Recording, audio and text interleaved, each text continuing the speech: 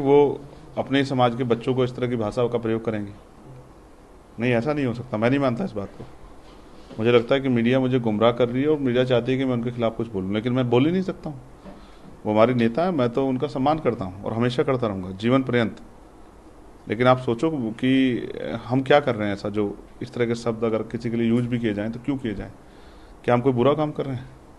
क्या समाज को जगाना, उसकी ताकत बनाना, उसकी लड़ाई लड़ना, 69 शिक्षक बच्चों भर्ती के बच्चों की लड़ाई लड़ना, पुलिस के भाइयों की लड़ाई लड़ना, 78 जो ARO हैं, जो समीक्षा अधिकारी, उन बच्चों की लड़ाई लड़ना, क्या ये कोई अपराध है? क्या बहन बेटियों की रक्षा करना कोई अपराध है क्या? तो फिर मैं क्यों मानूँ कि वो इस तरह के शब्द कह सकती हैं? उनको जो कुछ कहना मेरा नाम लेकर कहें तो मैं मानूँ कि मुझे कहा। अगर नहीं मेरा नाम लिया है तो मैं आपकी बातों में आके गुमराह नहीं हूँगा कि उनके खिलाफ कुछ कहूँ। नहीं, वो हमारे नेता हैं। वो मुझे गालियाँ भी देंगी तो भी मैं उनके खिलाफ कुछ नहीं कहूँगा। मैं उनका सम्मान करता हूँ और ये सम्मान मेरे दिल में है और ये जब तक रहेगा जब तक मेरे शरीर में जान रहेगी, क्योंकि उन्होंने बहुत संघर्ष किया है। उनका अधूरा काम बाकी है, उसको पूरा करने के लिए हम लोग संघर्ष कर रहे हैं, दिन रात जी जान लगा रहे हैं। उसके लिए हमने जेलें काटी 16-16 महीने। 16 महीने समझते हैं? 500 ज़्यादा दिन होते हैं। मार खाई है लाठियाँ पुलिस की, पैरों के नाखून तक खींच लिए पुलिस ने, दांत तोड़ दिए, रीढ़ की हड्डी में गैप है, गोली खाई है। ये किस लिए नहीं खाई? कुछ तनख्वाह मिल जाए, इसलिए खाई है कि गरीब कमजोर समाज का स्वाभिमान जिंदा रहे, महापुरुषों का आंदोलन जिंदा रहे, उनकी बहन बेटियों पे होने वाला जुल्म रुक जाए, उनको रोटी कपड़ा मकान मिले, उनको अच्छी शिक्षा मिले, अच्छी चिकित्सा मिले, रोजगार मिले, वो टैक्स देने वाला समाज बने, मुख्य धारा में आए, उनकी बस्तियों में जो बुरी हालात है वो खत्म हो, ये जो मार उनके पास महंगाई की पड़ रही खत्म हो। इसलिए ये लड़ाई लड़ रहे हैं, किस स्वार्थ में थोड़ा ही लड़ रहे हैं। नहीं, मैं नहीं मान सकता हूँ कि वो ऐसा कह सकती है। हो सकता है कि उनका ट्विटर हैंडल कोई और चलाता हो और हमारी बढ़ती ताकत से चिढ़कर उसने इस तरह की बातें कर दी, और शायद बहन जी को इसका पता भी ना हो। आप इस बार PC में जाएंगे तो पूछना कि आपने जो ट्वीट किया था क्या वो चंद्रशेखर के लिए था क्या, और अगर तब उन्होंने कहा तो फिर मैं अपनी बात रखूंगा। सर, उत्तर प्रदेश में लगातार मदरसों पे कार्रवाई जारी है और अगर बात करें तो इसको कहीं ना कहीं बताया जा रहा है कि मदरसों की बेहतरी के लिए किया जा रहा है। किसी की बेहतरी के लिए उसको उजाड़ देना चाहिए। ये सरकार कब से मदरसों की बेहतराई करने वाली सरकार हो गई? मदरसे के टीचरों का मानदेय बंद करने वाली सरकार, नई मान्यता ना मिले उनको रोकने वाली सरकार, मुसलमानों की खाल खींचने वाली सरकार, अलीगढ़ के पीड़ित लोगों पर झूठा मुकदमा करवाने वाली सरकार। कब से मुसलमानों की तेजी होगी?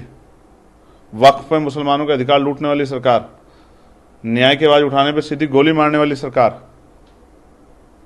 आपको याद है NRC का आंदोलन? उत्तर प्रदेश में एक ही दिन में कितने लोग गोली लगी थी और दफीने नसीब नहीं हुए उनको, और तमाम नेताओं ने घर में बैठ के, क्योंकि सर्दी का समय था, हाथ आराम से सेके बैठ के, कि आप भूल गए हो? मैं नहीं भूला हूँ किस तरह मुसलमानों को फूल से होली खेलने का इस सरकार ने किया। यही सरकार नहीं बदली है, सरकार ने उसके विचार बदले, और पैरों में नहीं मारी गोली, आंदोलन करने वाले नौजवानों को सर में गोली मारी थी, मेरे आज भी याद है।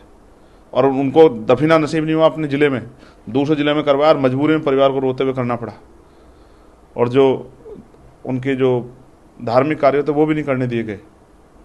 आज अगर कोई मुसलमान नमाज पढ़ लेगा तो जेल जाएगा, वहीं सड़क पर जागरण भी होंगे, यात्राएं भी, सब कुछ होंगे, कुछ नहीं होगा। और कहता हूँ, मैं तो कहता हूँ होना भी नहीं चाहिए, सबकी धार्मिक मान्यता का सम्मान होना चाहिए।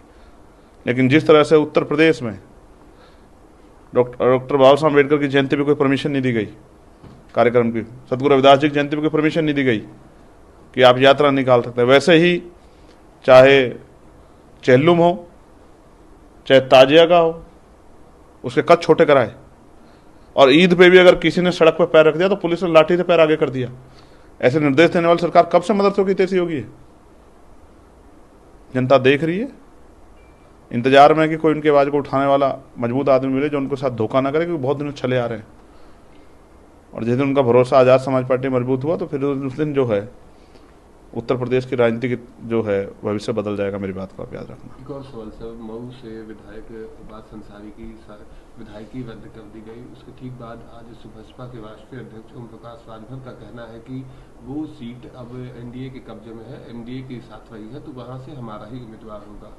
देखिए, मैं उनकी पार्टी का निजी मामला है, वो किसके साथ कब्जे में रही किसके, वो अलग विषय है। लेकिन आप जानते हैं कि सरकार में पूर्वाग्रह से कार्य हो रहे हैं। मुझे हर 3-4 दिन बाद कोर्ट में दानी पे जाना पड़ता है।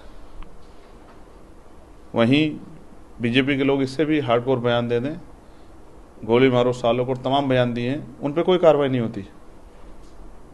उनके नेता दुकानें बंद करवाने के लिए घूमते हैं, लाठी लेके घूमते हैं, उन पर कोई कार्रवाई नहीं होती।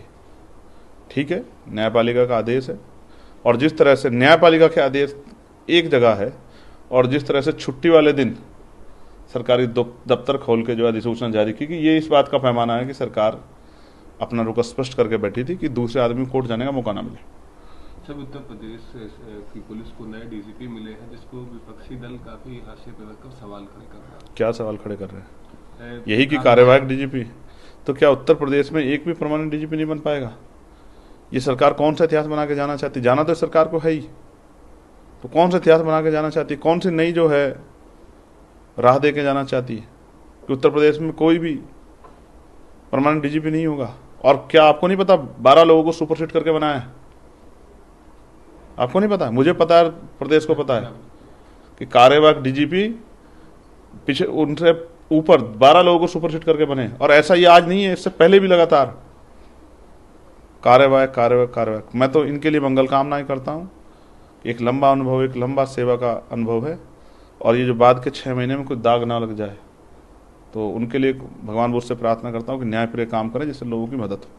आखिरी सवाल सर, ऑपरेशन सिंदूर चलाया गया पाकिस्तान के कायराना हरकत के बाद से, उसके ठीक बाद उत्तर प्रदेश सरकार सामूहिक विवाहों में सिनोरा यानी कि सिंदूर भेजने का काम कर रही है। इसको समाजवादी पार्टी और तमाम विपक्षी दल उस पर तमाम सवाल खड़ा कर रहे हैं। सेना के नाम पर राजनीति नहीं करनी चाहिए, क्योंकि जब सेना के नाम पर राजनीति होती है तो कोई सेना पर सवाल खड़ा करता है तो ये हम बर्दाश्त नहीं कर पाते। हम अपनी सेना का बड़ा सम्मान करते हैं, उसके शौर्य का हम सम्मान करते हैं, और मैं अपने शहीद सैनिकों के लिए अपनी श्रद्धांजलि अर्पित करता हूं। उनके परिवारों को मैंने मांग की थी कि 1 करोड़ रुपए का मुआवजा मिलना चाहिए, और जिनकी गोली लग के जान गई उन 26 परिवारों को भी 1 करोड़ रुपए का मुआवजा मिलना चाहिए। और जो आतंकी जिन्होंने पहलगाम का हमला किया था वो अभी फरार घूम रहे, उनको पकड़ के उनको सजा दिलानी चाहिए। तब तक कौन सा ऑपरेशन सिंदूर पूरा हो गया है? ऑपरेशन सिंदूर क्यों हुआ? पहलगाम के हमले के बाद। पहलगाम के हमले के आरोपी अभी पकड़े नहीं गए। पहलगाम के हमले का एक मुख्य साजिशकर्ता भी पाकिस्तान में देखा गया, अखबारों ने छापा। तो आप किस बात की जय जयकार कर रहे हैं? सरकार को राष्ट्र धर्म निभाना चाहिए, देश उनके साथ खड़ा है, सख्त कार्रवाई करके आतंकवाद को नाश करना चाहिए कि दोबारा किसी सेना के जवान की जान ऑर्डर पे ना जाए, क्योंकि हर आदमी अपने परिवार के लिए महत्व रखता है। तो दोस्तों, वीडियो आप लोगों ने देख लिया होगा। वीडियो कैसा है दोस्तों कमेंट करके दोस्तों ज़रूर बताना, क्योंकि हमारे चंद्रशेखर आज़ाद भाई जो हैं गरीब समाज के लिए जो है लड़ रहे हैं। आप सभी लोग उनके साथ जुड़िए, सभी लोग ज़्यादा से ज़्यादा सपोर्ट करिए दोस्तों, क्योंकि आप लोग जानते हैं शिक्षा पर जो है सबसे ज़्यादा डाउन हो रही है। 18% GST भी लग रही है। आप लोग जानते हो कि जो प्राइवेट स्कूलों में इतनी महंगाई होती जा रही है, किस तरीके से गरीब का बच्चा आगे बढ़ पाएगा। इसलिए दोस्तों सभी लोग ज़्यादा से ज़्यादा सपोर्ट करिए। और दोस्तों मिलते हैं अगले वीडियो में। और दोस्तों इसी तरीका कमेंट करके कि कौन कौन जुड़ रहा है, कौन कौन वीडियो देख रहा है, कहाँ